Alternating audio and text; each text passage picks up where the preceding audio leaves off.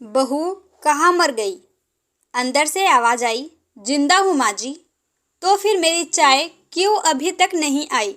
कब से पूजा करके बैठी हूँ। ला रही हूँ माँ जी। बहू चाय के साथ भजिया भी ले आई। सास ने कहा, तेल का खिलाकर क्या मारोगी? बहू ने कहा, ठीक है माँ जी, ले जाती हूँ। सास ने कहा, रहने दे, अब बना दिया है तो खा लेती हूँ। सास ने भजिया उठाई और कहा, कितनी गंदी भजिया बनाई है तुमने। बहू बोली, माँ जी मुझे कपड़े धोने हैं, मैं जाती हूँ। बहू दरवाजे के पास छिपकर खड़ी हो गई। सास भजिया पर टूट पड़ी और पूरी भजिया खत्म कर दी। बहू मुस्कुराई और काम पर लग गई। दोपहर के खाने का वक्त हुआ। सास ने फिर आवाज लगाई, कुछ खाने को मिलेगा? बहू ने आवाज नहीं दी। सास फिर चिल्लाई, भूखे मारोगी क्या? बहू आई, सामने खिचड़ी रख दी। सास गुस्से से, ये क्या है? मुझे इसे नहीं खाना, इसे ले जाओ। बहू ने कहा, आपको डॉक्टर ने दिन में खिचड़ी खाने को कहा है, खाना तो पड़ेगा ही। सास मुंह बनाते हुए, हाँ तू मेरी माँ बन जा। बहू फिर मुस्कुराई और चली गई। आज इनके घर पूजा थी। बहू सुबह 4 बजे उठ गई। पहले स्नान किया, फिर फूल लाई, माला बनाई, रसोई साफ की, पकवान और भोजन बनाया। सुबह के 10 बज गए। अब सास भी उठ चुकी थी। बहू जी अब पंडित जी के साथ भगवान के वस्त्र तैयार कर रही थी। आज ऑफिस की छुट्टी भी थी, उनके पति भी घर पर ही थे। पूजा शुरू हुई। सास चिल्लाती, बहू ये नहीं है, वो नहीं है। बहू दौड़ी दौड़ी आती और सब करती। अब दोपहर के 3 बज गए थे। आरती की तैयारी चल रही थी। पंडित जी ने सबको आरती के लिए बुलाया और सबके हाथों में थाली दी। जैसे ही बहू ने थाली पकड़ी, थाली हाथों से गिर पड़ी। शायद भोज बनाते हुए बहू के हाथों में तेल लगा था, जिसे वो पोंछना भूल गई थी। सारे लोग तरह तरह की बातें करने लगे।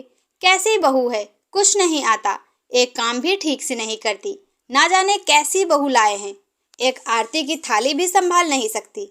उसके पति भी गुस्सा हो गए। सास चुप रही, कुछ नहीं कहा, बस यही बोली कि छोड़ दिया, सीख रही है, सब सीख जाएगी धीरे धीरे। अब सबको खाना परोस जाने लगा। बहू दौड़ दौड़ कर खाना देती, फिर पानी लाती। करीब 70-80 लोग हो गए। इधर 2 नौकर और बहू अकेली, फिर भी वहाँ सारा काम बहुत ही अच्छे तरीके से करती। अब उसकी सास और कुछ आस पड़ोस के लोग खाने पर बैठे। बहू ने खाना परोसना शुरू किया। सबको खाना दे दिया। जैसे ही पहला निवाला सास ने खाया, तुमने नमक ठीक नहीं डाला क्या? एक काम ठीक से नहीं करती, पता नहीं मेरे बाद कैसे ये घर संभालेगी। आस पड़ोस वालों को तो जानते हो ही ना साहब, वो बस बहाना ढूंढना है, नुक्स निकालने का। फिर वो सब शुरू हो गए, ऐसा खाना है, ऐसी बहू है, ये है, वो है, वगैरह वगैरह। दिन का खाना हो चुका था। अब बहू बर्तन साफ करने नौकरों के साथ चली गई। रात में जगराता का कार्यक्रम रखा गया था। बहू ने भी 1-2 गीत गाने के लिए स्टेज पे चढ़ी। सास जोर से चिल्लाई, मेरी नाक मत कटा देना, गाना नहीं आता तो मत गा, वापस आ जा। बहू मुस्कुराई और गाने लगी। सबने उसके गाने की तारीफ की, पर सास मुंह फुलाते हुए बोली, इससे अच्छा तो मैं गाती जवानी में, तुझे तो कुछ भी नहीं आता। बहू मुस्कुराई और चली गई। अब रात का खाना खिलाया जा रहा था। उसके पति के ऑफिस के दोस्त साइड में ही ड्रिंक करने लगे। उसका पति चिल्लाता, थोड़ा बर्फ लाओ, तो सास चिल्लाती, यहाँ दाल नहीं है। फिर चिल्लाता, कोल्ड ड्रिंक नहीं है, पापड़ ले आओ। इधर उधर, आखिर में उसके पति की शराब गिर पड़ी उसके एक दोस्त पर और बोतल टूट गई।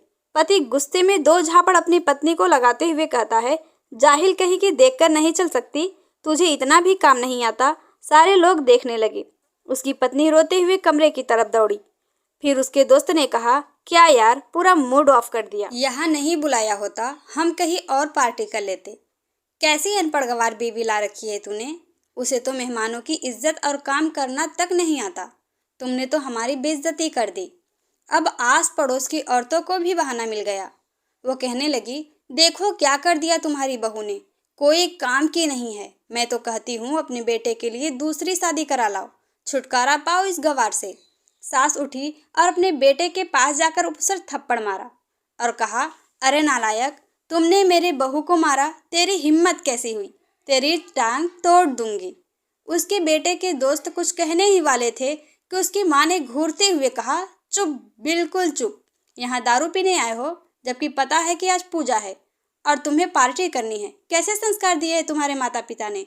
और किसने मेरी बहू को जाहिल बोला? जरा इधर आओ, चप्पल से मारूंगी अगर मेरी बहू को किसी ने शब्द भी कहा तो।